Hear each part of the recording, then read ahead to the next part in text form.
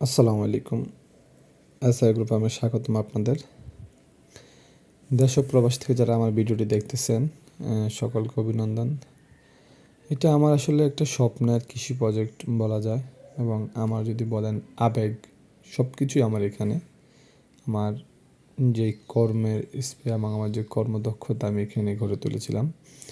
আমার আজকে 4 বছরে গড়ে তোলা এই 9 বিঘা কৃষি প্রজেক্ট ভারতীয় যেই বন্যার পানির কারণে আজ সব ধূলিসাৎ হয়ে গেছে। আমার এখানে প্রায় 2.5 বিঘার মতো ড্রাগন। এই ড্রাগন বাগানটার পিছনে একটা বাগান আছে, পুরাতন বাগান, প্রায় ওখানে 1 বিঘার মতো। আর আমার এই নতুন প্রজেক্টটি 1.5 বিঘা।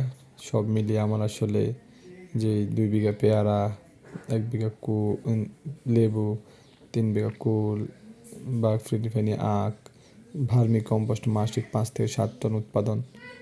তো আমি সব মিলিয়ে আমার একদম সব কিছু ধ্বংস